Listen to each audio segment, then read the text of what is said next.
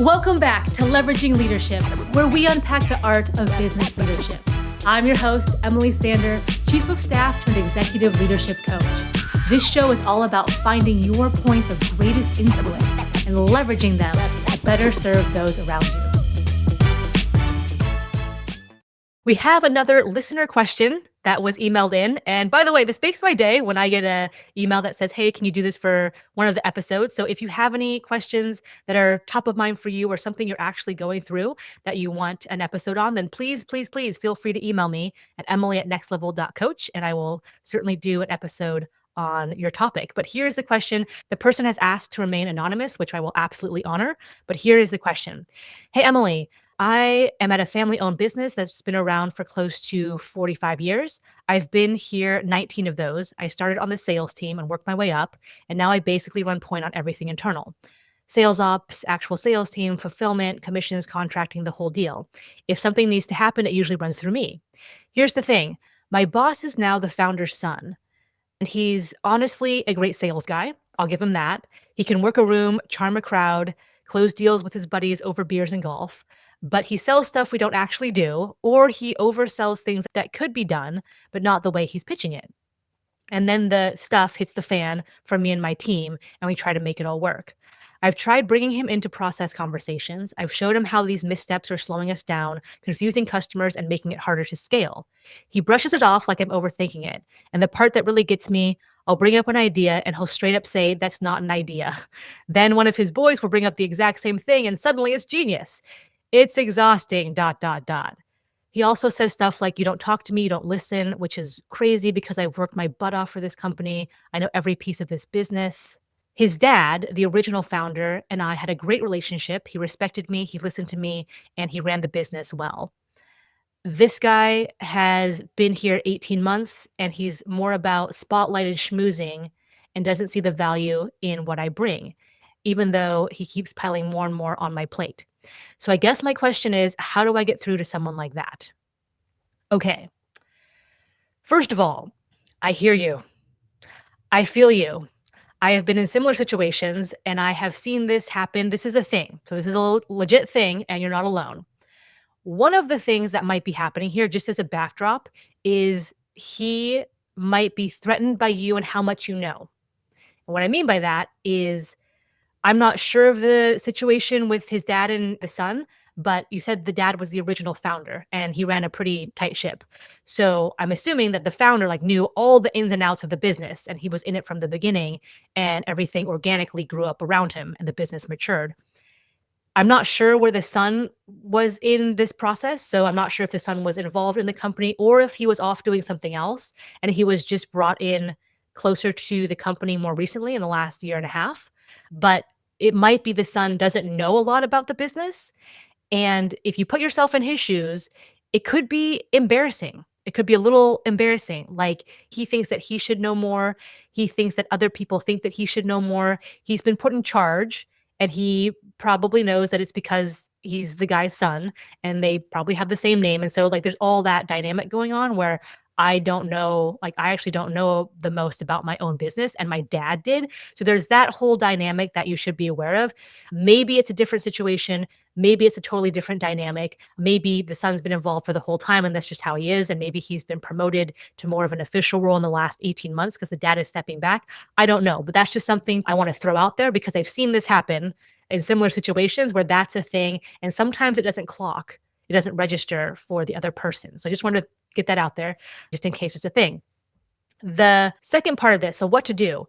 What I found to be helpful in these situations with these types of people is to compliment them on the things they do well. So you said he's legitimately a good salesperson. He can schmooze, he builds rapport, he has connections, he has network. That's huge. That is an advantage for a company, and every company needs effective salespeople. So if that's one of his strengths and one of his areas of strengths, then compliment him on that sincerely. The other thing you want to highlight and give kudos around and talk him up about is when he does things that helps the company and the team. So when he does do things that it's okay, here is the proper handoff to my delivery teams. Here's the way you contract things. Here's the template you use. Here's the language we want to use and all these things. When he does that, And maybe it's like once out of 100 times, the one time he does that, throw massive kudos at him, highlight the fact that he did it, say, hey, this was amazing. Here's what happened because of it. And you can do it on one calls. You can do it on group calls in front of people. You can do it in front of the customer. You can send him emails. You can send him text messages, whatever gets through to him. And it might be more than one of those things, but highlight the fact that here's like what we need to have happen. And you did a good job. Like, thank you for when you did this. And that is kind of like patting him on the head and like puffing up a little bit, but he might not understand what you're talking about, which might seem strange to you. And it's might be like, he can't possibly not know. Sometimes they don't know. Sometimes they don't get it until it's like, oh, this is the thing. Okay, this is the thing you do, and that's what they like. Okay, that's what needs to happen. Got it, I think. Then they'll forget again. Then they might do it a couple more times. Great job. Like, thank you so much for getting this contract in this way. Thank you for using the template. We streamlined that and we're already deploying the customer. Okay, when I do that thing, things go well. Okay, when I do that thing, they like that. Okay, so it might take that. What you're doing in this process is you're training him in increments. You're training him in increments over time. Would it be easier if you sat him down and it sounds like you have going, here's the process, here's the overall like workflow, here's my chart, here's where you fit in the process, here's the handoff points, and you got to do it this way. And he's like, oh, got it. Thank you for showing me the whole picture. Now it makes sense. Now I'm going to do those things. That would be much easier. That would be great for everyone. Some people can do that. Some people like that. Some people that just they don't get that, or that's not how they learn, or they're just not willing to do it at that point. And so it might take this incremental process over time, over a long period of time, that they finally get it. And or there's enough pain along the way where it's okay, I have an unhappy customer. That's my buddy, that's my friend I played golf with, and now I have to explain. And like internally, like people are squawking at me, like, okay, fine. It might take a few of those to get it back on track and be like, okay, I do it this way, things go smoothly. I do it this way, internal teams are happy. I do it this way, revenue grows faster. I do it this way, my commission is bigger, like over and over and over again. And you just highlight those different points all across the process. I'll tell you a quick story. I had a similar situation to this early in my career. So there was a founder, he was one of our co-founders, and he had a healthy ego. He wanted to stay in the business. A lot of elements and forces were saying you can't be in the business, but he remained on the sales side because, like this individual you're describing, he could sell anything to anyone at any time. He was just like, it was like a God-given gift. He had charisma and charm like oozing out of him. It didn't hurt he looked like George Clooney's brother, and it didn't hurt he had these like amazing blue eyes that just kind of sucked you in against your will. It was weird. Like it was a weird thing with men and women. He just had these eyes, and he could, when he turned it on, man, you were kind of helpless. He had that thing where he could make you feel like the center of the universe and like so important and so good about yourself. It was very odd. But similar to your boss, he sold stuff like we didn't have. I was like, Bill, I'll call him Bill. Like, Bill, you know we don't have that. You've been yelled at for that many times. Stop doing that shit. Like, please. And at this point, the board was getting after him. And the board was saying, like, if you keep doing this, like, we will have no choice but to remove you from the company. Like, you're causing so much churn on our customers and so much churn on our internal teams. Like, this is your last chance. And we went to a conference and we were meeting with this large prospect. And we kind of grabbed the leader of this company for the prospect. And then our CEO and I went outside and we sat at a table outside. And I remember Bill, we were walking to the table. He kind of pulled out a chair for me to sit in and he like gestured for me to sit here. And I was like, okay, like whatever, maybe a gentlemanly gesture. Haven't seen you done this before, but cool. And Bill sat across from me. And then the CEO sat to my right and the prospect sat to my left. And Bill kept his sunglasses on, which was a little bit strange because normally he liked to show off his eyes because he knew the effect it had on people. But it was a sunny day. So it was like, okay, whatever, not a huge deal. And we were talking. And we got to the point about the onboarding process. So this prospect was well along in the sales process and they just wanted to hear about like what, like you said, it's a smooth delivery. You said it's a smooth onboarding process. It's not going to create a lot of thrash on my team. I don't want a lot of downtime between systems. How fast can you get us ramped up? And so Bill started answering this and the CEO and I were like, huh?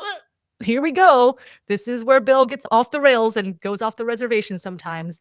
Let's see what he's gonna do. Like, please do a good job so the board isn't gonna freak out and fire you." And he said a few kind of overarching sentences and descriptions, and he paused, and then he kept going, and then he paused, and then he got into, like, the detailed area where he was like, "Emily would be the best person to talk about this because I was in charge of that team." And so I said a little bit, and he kind of subtly and very nicely, like, redirected the conversation, like, "Hey, Emily, let's talk about this part of the process." And I was like, "Oh, okay," because he knew what was important to this prospect was this one part of the process, not the part that I was used to talking about. And I was like, "Okay, I'm gonna talk about this part, no problem, great."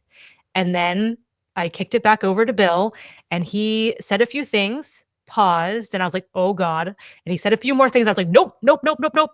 And so I subtly did like a head shake, just very subtle, not obvious, just like, "Nope, nope, nope." And he stopped. And then he said something else, and I was like, "Yes, like, thank you. Okay, yes." And like kind of relief on my face. And he kept talking and he kept talking, and then he did that same thing where he like went down one rabbit hole in one vein of thought, and I was like, "No, like, no." So I kind of did a shake, and he stopped and he rerouted, and then I saw you are looking at me through your sunglasses. So your head is pointed toward the prospect, but your eyes are looking at me and you're picking up my cues because you don't want to get it wrong and you want to get this part right. And so I was like, "Oh, okay, got it." So I would do these little like kind of like motions, kind of like, "Nope, yep, yes, smile, like, like look down, like, nope, not quite." And then he would kick it back over to me for some parts. I would answer some about the onboarding delivery process. Our CEO would chime in, and we all kind of like all three of us from our company kind of understood what was happening. And we were giving each other clues about kind of where we wanted to go with the conversation. And I was like, "Oh, cool." And afterward, the prospect got up, shook hands, and left. And Bill came up to me and just said, I liked how you did that subtle, head shake or head nod. And I was like, "Uh, thank you. You're welcome. No problem. Okay." And then he just walked away. I was like, "Please don't get fired from the board because then you'll be mad." But that was something where, similar to this situation, we had to find our way about things. And I remember that meeting we had, that outdoor meeting we had, because after that, things were a little bit different between Bill and the teams. I don't wanna try to, like, overplay that we're like, this was, like, the watershed moment and everything was fine and we were best friends. That was not the case, but we did have, like, a level of understanding where, now we can communicate, and now he knows that he can come to me with questions. I'm not gonna embarrass him. I'm just gonna, like, subtly kind of do little motions to him on calls, and he brought me on more sales calls after that just to kind of, like, subtly, you know, guide him in the right direction, and I had to get used to the fact that he's selling this stuff and he would say things where it's like, "Okay, that's very salesy." I thought of it as smarmy, and it was like, "Okay, it's not technically wrong." Like, I wouldn't say it like that, but you're making it sound like amazing and like the best possible version of this thing it could possibly be, and that's your job, and that is your job, and I had to, like, sit there and be fine with that and be glad about that. It's not technically wrong. It's maybe pushing the envelope in certain places, but we can still deliver to that. And I had to get used to, like, just hearing that over and over. Like, let him do his thing. Let him be charming. Let him ooze charisma. Let me watch this process happen over and over again where people, like, wanna be mad at him and want to not buy things from him, and then he convinces them to do it, and I'm like, "Wow." So, we had to kind of find our way about that, but we got there, and it wasn't, again, best friends, but we got to the point where, like, we understood how to do it, and we did it. So, all to say, this person, your new boss, is new to the organization. They might be like trying to learn about the business the best they can. And they have this person who like knows every single thing. It's like, oh my gosh, like that can be threatening or unsettling or just like, I don't want to deal with that. Some people like to assert their authority over that. Well, like, guess what? I am who I am. And I have, the name on the building. So I'm just going to push this stuff through. So think about your delivery and how you deliver information, how it's going to land best for this person. Do think about it from their shoes if you can. I know it's like sometimes it's like I don't want to sympathize with you, but sometimes like, "Oh, okay, no, actually, that is kind of a tough spot to be in. Okay, let me try to meet you halfway and go about it that way." They have to come meet you a little bit of the way as well. So it's not you doing everything for them, but meet them halfway, see what happens, and then compliment them for the legitimate strengths they bring to the table and compliment them when they follow the process and do things the right way and hand off things the right way. And then try to find like a common ground and a common language. And the thing that you're looking for is the switch of we're kind of against each other or we're butting heads all the time, or this is someone I always have to fight through to get deals through, like just a pain in the butt when I work hard to sell this stuff and I'm talking to my friends and then I have to jam it through and it's just so painful. Go from that to I have an ally over there. I kind of got to toe the line. I got to walk the line on my end because they're going to keep me to it. But if I have a question, I can go to them. If I do a little misstep, they're not going to jump down my throat. They're going to redirect it. They tell me, they kind of let me know when I'm going in the right direction or doing the right types of things. I'm picking that up as I go along. Things are getting better. And over time, it'll be the point where, like, okay, he might go, I do it this way and things are streamlined. I do it this way and revenue happens sooner. I do it this way and my commission gets paid out sooner. I do it this way and internal teams don't yell at me. And so over time, you find the way to do that. So hopefully that helps. I know this is a tough situation and I've been in situations like that and I've seen people in situations like that. And there are moments where it's not fun. And I fully appreciate that part of it. Hopefully some of these things are things you can apply and try out, and hopefully they work for you. And over time, as this person gets settled in and as they figure out, okay, here's how we're going to operate together, you find that kind of dance you can do, or your allies in this together, where you each bring something to the table and it actually complements the other person. All right. So thank you so much for your question. And again, if anyone else is listening and has a question, then feel free to email me. I love answering listener questions. It's very fun. And you can shoot me an email at emily@nextlevel.coach. And I'll catch you next time on Leveraging Leadership. If you enjoyed today's episode, please like, share, and subscribe wherever you get your podcasts.